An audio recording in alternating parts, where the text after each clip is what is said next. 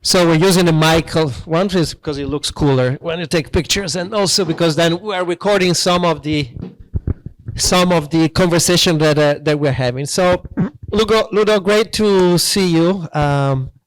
Ludo is actually one of these people in Silicon Valley, and I'm sure you have many of us in the same kind of in the same space where you keep overlapping for a period of time, and then people starting going on a tangent, and then you see them back becoming more and more relevant in their path. And see, that's, I think, our business relationship started before. We were probably still with Microsoft. We were working with the Microsoft and the startup side. You tell your story. Interestingly enough, after a few cycles, you ended up in an advisory firm, kind of similar to what we do, but we're very friendly with here in Silicon Valley. And then from there, back to the startup, from the startup, back to Microsoft through an acquisition. So going full circle, which is a typical path, in particular in Silicon Valley, we see happen. So I'll let you tell the story in a second. I just want to frame a little bit of the discussion. So the topic of the discussion is to first to celebrate Microsoft as the winner of Corporate Startup Stars. That is an activity that we do every year. I'm going to go a little bit in the details of what is that contest and those awards, and then going a little deeper in some of the activities that Microsoft does. Obviously, it's not everything that you do. Now we are in a particular part of the company I want to hear from, but then the idea is also to help understand also a few of the activities that Microsoft is organizing in the world of startups. So after this long introduction, again, thank you for coming here. Maybe tell us a little bit of your story, how you got you here. Yeah, thank you. Yeah, I need to put it close to your mouth. But Two. Yes. All right. Yeah, thank you, Marco. I think your introduction is straight on. Like, it's so funny to run into people in different capacities. I'm thinking, am I on stage here as a startup, as a corporate, on the other side of the table, as an advisor who's trying to connect the two worlds? I like changing from one to the other, and I think sometimes there is this weird dynamic where people think, it's hard to work together. And again, sometimes we joke about how you dress or whatever. No, come on. I think we're 2024 now. It's obvious ecosystem are engaging with each other, and I think both sides are sophisticated enough to work with each other. I think corporates are, and I was chatting with a few of you, are an example of the ability of large companies to work with smaller ones. I mean, there is a lot of overlap, and the small ones, the one who are cynical about working with corporates, I mean, I usually say like this, those will be your partners and your customers. You better change your mind very quickly, right? But anyway, with that, thank you for inviting me. It's been a while, I mean, we're joking, but like, we haven't seen each other a lot since COVID, so it's picking up. And I know Minder Bridge is a place where a lot of events happen all the time, so maybe I shouldn't do that. But maybe it's a frustration of being the only employee of my small Microsoft team, not only in San Francisco, but frankly in California. And so I go to the office, and I actually met a couple of Europeans. I'm originally from France, so we hang and have friends in the office, but no colleagues. So I'm happy to be with you guys today. And so, very quickly, I mean, I think one of the story I wanted to share with you that could exemplify essentially what Microsoft could be for a startup is the story of an acquisition, and not the acquisition itself, because I'm not an M&A guy. Of course, there was a transaction, there's like a success. My colleagues and the founders of the company are happy, there was a great exit, and et cetera, but it's more what happened after, which could maybe, influence or inspire some of you on, what could be the outcome, whether you're on the startup side, because sometimes as a founder, the last thing you want to do is sell and lose your freedom, right? But I can show you like what happened in our case, or maybe on the corporate side, how you could be transformational and change completely the trajectory of a small startup, which was based, by the way, in Brisbane in Australia. And so I think if you're talking mining, that's usually what Brisbane is known for.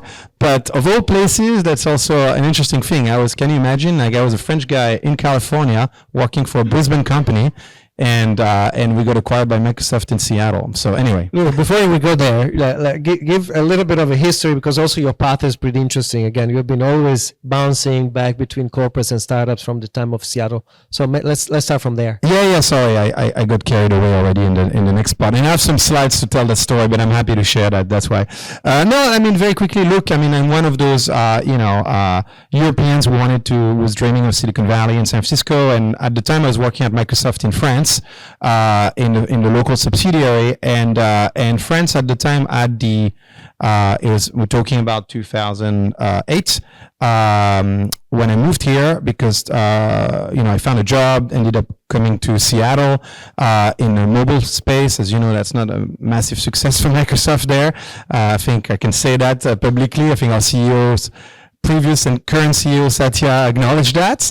Hopefully we're not gonna miss the next few waves, and we're in good shape, I think, for AI. But and then after a while, Microsoft started to create a team that was engaging with the startup ecosystem, and that's how we probably crossed paths the first time with a program called Microsoft BizSpark.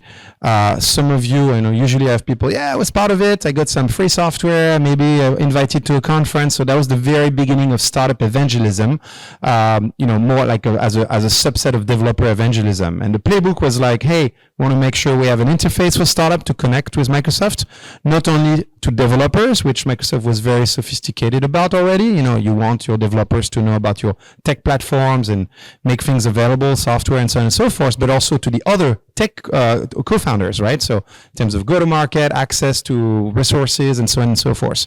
And so I ended up joining that team, leading the program. We had like a lead in every country. In France it was 3 people, 1 or 2 people in Italy, in Spain. I know you have people from all those countries, so a big team. And then I left. I worked for Startup Weekend, which was a nonprofit focused on. How many of you actually know about Startup Weekend? Because it's clearly, they scale pretty nicely internationally. So that was actually an interesting. Yeah, nonprofit. We used to support them at Microsoft. So it's funny, like back then when I asked how many people have been to Startup Weekend, not even know of Startup Weekend, everybody would raise their hand. So I think they lost steam a little bit because the model of the weekend-long hackathon was very new back then. But essentially that was kind of the source of a lot of the ecosystem creation in a lot of cities around the world. We grew from, when I joined them, it was like 20 kids. I was the oldest guy, which was a massive change for me from Microsoft. And we grew to 80 people managing events throughout the world. Google for Entrepreneur was our big sponsor, you remember that, and that company ended up being acquired as part of Techstars as their community program. So you must know Techstars. I'm sure they have chapters in your respective cities and countries. So anyway, I worked there, and then I got the chance to move to San Francisco to start the startup program at Salesforce. So Salesforce is the largest tech employer in the city. They have a big towers. Last week they had a big conference, and that's what attracted me here. To be honest, I didn't want to work in the South Bay. Many tech companies are down there in Mountain View. I wanted to do it in the city, so I could make my decision a little bit more sophisticated, but I'm from the countryside, so I wanted to be a city boy in San Francisco. So that's why I picked that employer. And they happened to have a good trajectory that was super fun. And Salesforce was very known, which is maybe something you can also think about for your respective businesses, specifically for corporates. They're pretty well known for one thing, for the CRM, right? And maybe also for the involvement of the founder, Mark Benioff, into the startup community as a very, very active angel investor. But and so you would think, okay, great legitimacy. They know the ecosystem knows the product and the founder. But in fact, they didn't know the technologies, and so there was an interesting challenge to get people to understand the stack, what technology they could use beyond the flagship products, the CRM, So anyway, I did that for a few years. I should accelerate, but you said that. I ended up working in a company that was very close and partner / co-competitor with Mind the Bridge, called Silicon Foundry, that was doing corporate innovation and advisory. And so the whole idea is that it's probably better to rely on a local player to identify companies to work with. And I usually say work with, not in general, right? Because it could be a partnership, could be an acquisition, could be an investment. I know there are some corporate VCs here, so we're essentially advising and trying to find some curated deal flow to work with, right, or to partner with in a general way. And then COVID hits, and so it was difficult for folks like us in that business. I think I speak under your control, because people couldn't travel. And the whole idea, and I know there are a few Europeans here, is to do business in person and to meet, and it was very hard. So on a whim, I joined this small startup from Australia, from Brisbane, and it was 20 people that was doing video editing. And so fast forward, and I'll tell you that in a minute, and we ended up being acquired by Microsoft. All right. That's long intro, sorry. Long intro, but full circle. I think is also a good example of how things here happen. We had for the session on Monday, give some, in particular for the people that are not local here, some references of the speed at which people change their job, their activities, and everything is connected and is fluid to many extent. All right, so I want to give a framework of corporate startup stars. We talked about this yesterday in one of the panels, but again, I'm going to repeat for the folks that were not there yesterday. This is an annual process that we do together with a bunch of partners, with the European Commission, with the International Chamber of Commerce and others, but basically identify across the largest corporate around the world, the Fortune 500, basically their best practices when it comes to activities of open innovation. And so typically, this is a framework that we're using. Every year is slightly different because there are new things that are happening in innovation itself. And so basically, we break down the whole activity of open innovation into sub-areas that can have different KPIs and that can be measured separately. And basically, through our process and interviews, we get a sense of who are the players that are doing things that are particularly relevant, innovative as well, and they made something that stood out. So eventually this is an excuse to get all the chief innovation officers under the same umbrella. We're doing it in Paris actually in the last couple of years. You're welcome again. This is in December. Last year, 2023, gave a whole bunch of different awards. We normally also usually have a major awards. That is the company that in total, as an aggregate, is doing very well, but also did the extra mile, and that was for 2023 what Microsoft was awarded for. Two main reasons. On top of having pretty much all of these tools that we're talking about here, also being a technology company somewhat helps because they're typically closer to the world of innovation. But there were two specific projects that were particularly relevant. For which the jury decided that it was worth of a separate award. The first one is the Entrepreneurship for Positive Impact project. Basically, that's I don't know if you want to say a couple of words. I can just give the highlight, but it's basically putting together all different companies around the world, startups that have approved a positive impact in the world. So through SDGs and other ways of measuring, but basically is a year-long program where there is a whole process of where the acceleration is really the association of each of these companies to some executive members within Microsoft that become a mentor long-term. So there is a strong commitment of support. And we've been actually this year the pleasure of being the partner in supporting some of the business development activities for some of these startups. In fact, the startup, by the way, totally random, from Australia that was supposed to present here in the following minutes is the one that will be missing. But that was kind of the framework of the program. So super strong program, relatively new, and I think very impactful, where clearly the measurability of the impact is actually one of the interesting points there.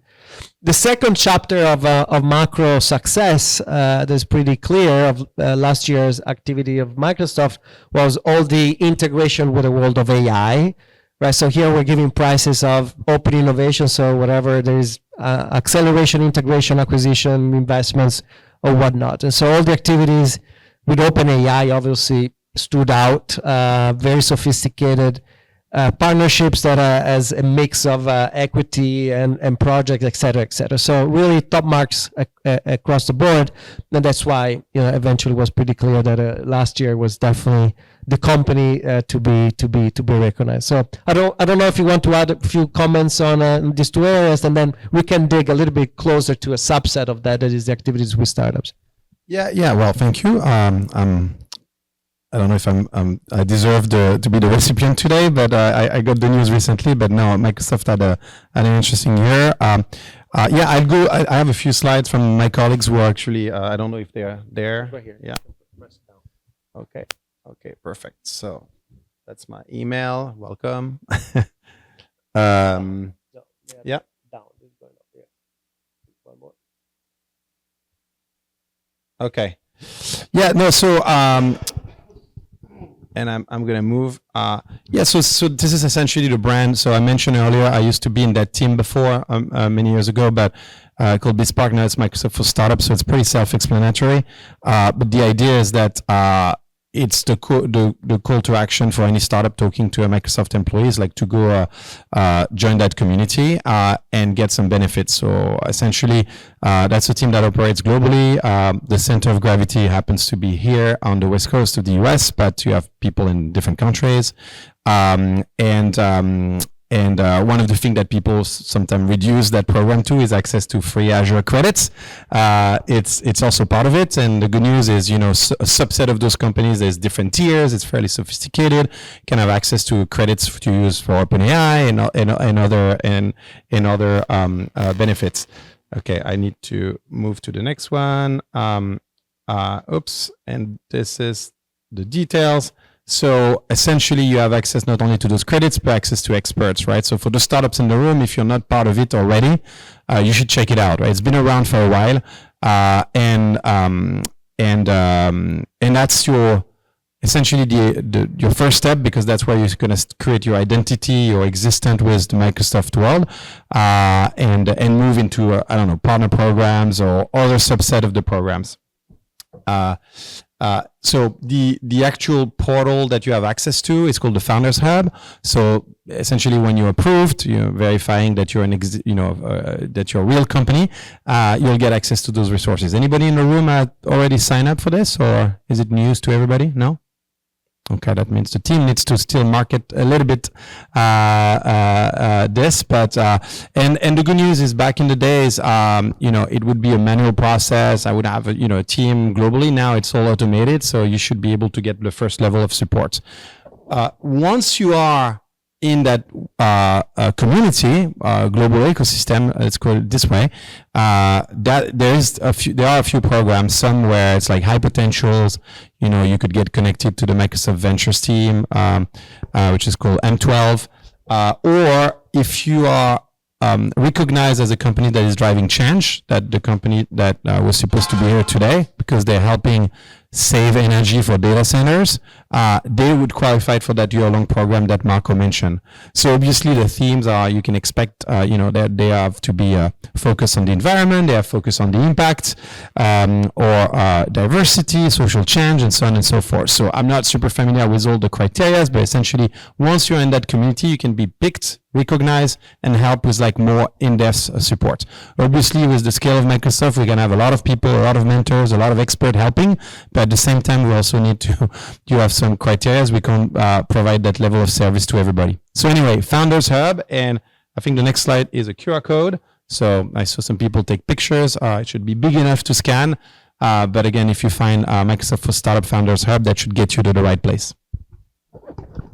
Cool. So thanks for that. I think that gave a good introduction of a subset of the activities of Microsoft. I think in the audience, if I'm looking around this morning, we have mostly corporate. So we're going to take some questions as well, because I think part of our discussion can also revolve around, what have you learned, right, from both sides of the table in things that founders need on the other side, also depending on the stage, but also the geography they're approaching, and what makes sense to try to push globally, right? Because probably the programs that you're, as Microsoft now supporting in France, are slightly different from what people need here.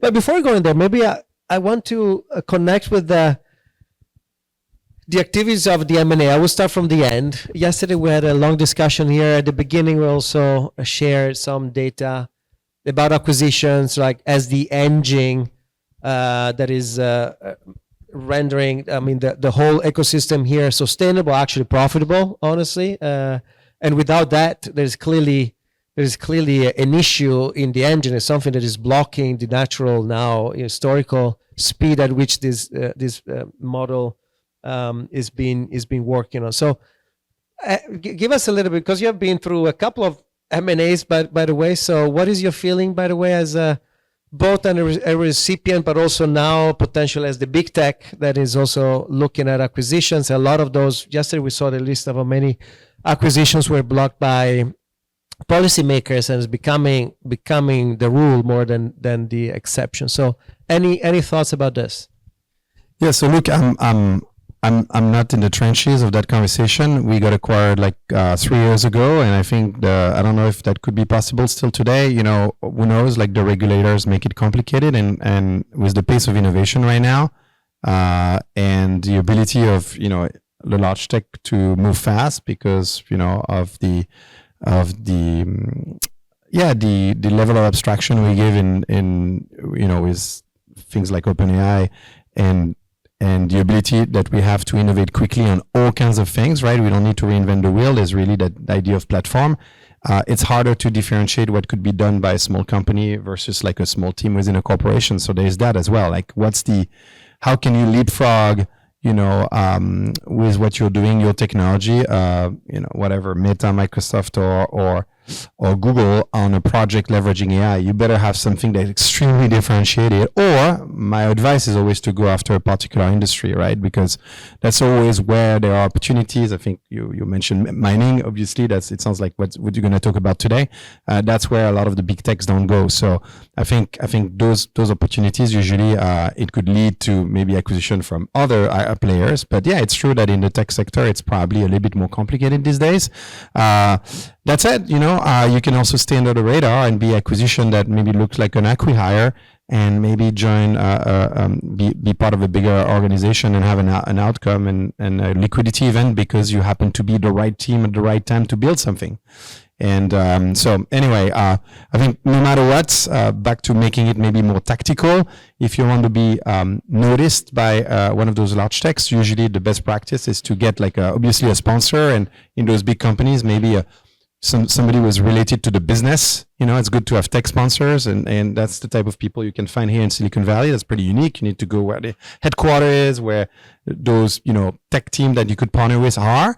But always good to start with a business relationship with a subsidiary. It could be the Italian, the French, whatever subsidiary, and have a relationship so that they can vouch for you in terms of your capacity to execute, right? So it's maybe a stretch to say that will lead to an acquisition, obviously, but at least to any good partnerships, let alone whatever outcome, it's like having a local relationship that is well functioning. Because usually the tech people you talk to, and I can tell you because now I'm in a product group, they have no idea about the go-to-market. So if a colleague that they trust, tell them, yeah, they can execute and we can sell together. There's some sort of product market fit with the intersection of our respective customers. That really helps the technology conversation.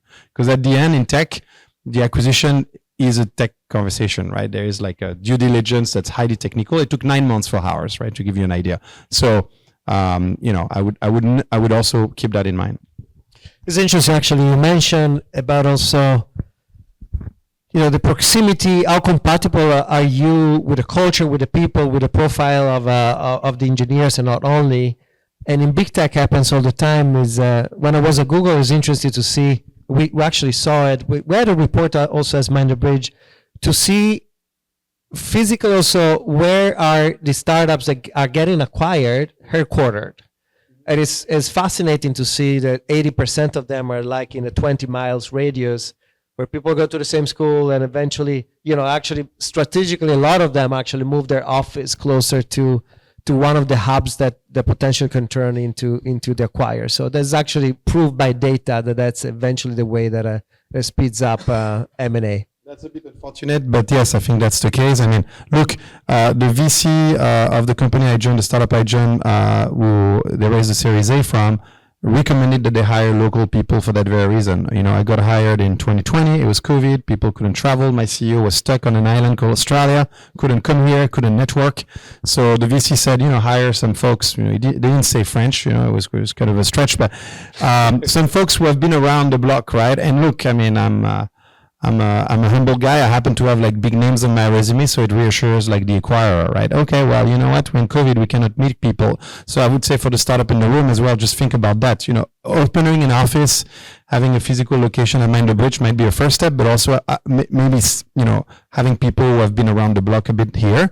And also pay attention because the cultural fit internally, the life expectancy of a VP of sales in the US is pretty low. So take that with some grain of salt, but having the proximity to the headquarters so that there's that overlap makes sense, right? Hopefully they can go beyond. We've been to the same school, which is a European thing, even though it happens here. But yeah. And the other piece, switching the sides, I think we barely talk about the post-acquisition, right? How difficult and natural an integration has been working. And again, big tech is known for growing through acquisitions, so hundreds of acquisitions, now much less we saw yesterday, but still you're looking at the hundreds. And so there's an engine behind the corporates to make sure that the acquisition actually fits eventually the next step, that is the integration, et cetera, et cetera. So tell us a little bit of maybe some sophistication or some processes, things that you've seen that Microsoft does because of this history of ability of integrating products from the outside in. Yeah, so it's true that and maybe I could actually use some slide to actually illustrate that, Marco. Let me start there. So the company I was at was, or still is, a video editor in the browser. So think about a modern web version of Windows Movie Maker, that you find on Windows, or iMovie on a Mac, something like that, but web.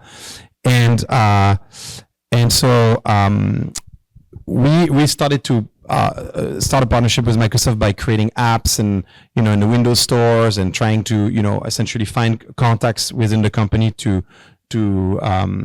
get noticed, right? And so all the way to have interaction on Twitter. I mean, very tactically, and that led to a VP connecting with us on LinkedIn as an inbound. I mean, the story is actually pretty fantastic. But back to your question, Marco, where maybe what I should ask is, like, we ended up becoming a Microsoft product after a year. So delivered through Windows as a channel. So in terms of sophistication of the post-acquisition, there was a team that was basically assigned to us to help us localize the product, in all the languages, make it compliant, so that we could have, after a year, a very simple goal, which was to be distributed through Windows, which is obviously one of the largest distribution channel in software. And so now we are pre-installed on Windows, right? So when you buy a PC at Best Buy or Fnac or whatever is your local distributors, that's the dream of any startup, right? So I think to get there, yes, there was a lot of teams who help us, and I think you need to have the willingness as well from the acquirer to fit into the culture. And I think that's where folks like me who knew both sides were helpful, just to remove the drama and help people understand that there are a few things, we need to do them because that's the price to pay to actually get to those types of outcome. That was kind of the dream of the acquisition. So, I won't go into details, but yes, there are teams who help with integrating into the IT stack, merging everything, identifying for the products we're not allowed to use anymore because they're not compliant, finding alternatives. So there's really, really an interesting journey for the first year. And frankly, that was kind of what I did. I had no really a job title. I was like some sort of jack of all trades, trying to make things happen. And Microsoft, because of large acquisition they did in the past, like, in Europe, you would think of Skype, that didn't really turn the brand into something massive. I think they knew that they didn't necessarily have the best reputation in the market. So I have to say, as a company that went through that, of course, small size, it went pretty well. And for us, it was very easy as well because of the size. When we got acquired, we were like 85, 90 people. we could fit in, right? When you think about larger acquisition like LinkedIn or GitHub, those companies stayed independent in a way, right? Of course, they are like partnerships as if they were different companies, but they have their own autonomy. How many of the 80 people were or still are in Australia? So now our group is like 180, something like that. So I think the team is there. We had very low, and which was the number one metrics from my CEO is like low churn, departure of employees. We lost less than 10 people from the original team, which is pretty fantastic. Of course, when in Brisbane, that was great to have Microsoft open an office, and it's kind of a cool company to work for. We had some momentum in the last few years. So it was easy also to integrate there, that part of the team, because Microsoft was everywhere. Absolutely. Yeah, absolutely. But so there wasn't a problem. The fact that all the development was, very far from the quarter, not a problem. No, I mean, it used to be a time where you had to go to Seattle to work for Microsoft, but not anymore. I mean, there's an engineering center in Vancouver that we work a lot with. It started with the acquisition of a game studio, and now it's 1,500 people. So who knows, in Brisbane, maybe we'll have a few hundred in the future. Our group now is bigger. So to answer your question, from the 80, or maybe we grew organically, like maybe to 100 people in Australia, across Melbourne and Sydney, but there's like 50 people in the US who work in Clipchamp for work now, in the US and Canada a bit, yeah. I don't want to go too much into details, but I remember that Google used to do an acquisition mostly every day of small companies, acqui-hires, but there's always somebody from corporate development that is dedicated to the integration. So long-term KPIs internally to make sure that whatever is measurable is actually as an ownership. Is that something similar in Microsoft? Yeah, exactly. Like some sort of and there's an executive sponsor. So beyond the person who technically acquired the company, and people from the post M&A team that helps with those metrics and connect the dots. And frankly, one of the things that at some point we had to escalate is have also some technical experts, some technologies that our team didn't know. We in fact had a pretty heavy Google stack, and we had to integrate into Microsoft. And Microsoft was very gentle as well to help us move in the right order. There's still part of the stack that are not on Azure. Of course, for the enterprise products, we had to, because that's the necessity. But so it's been a smooth process, and I'm an unbiased guy. I was, we come with an open mind, but I think it was.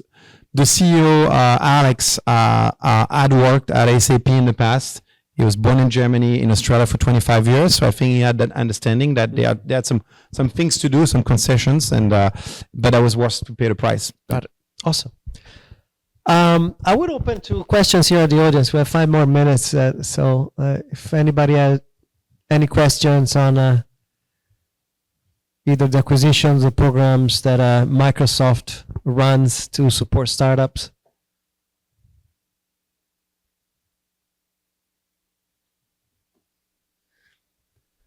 Don't be shy.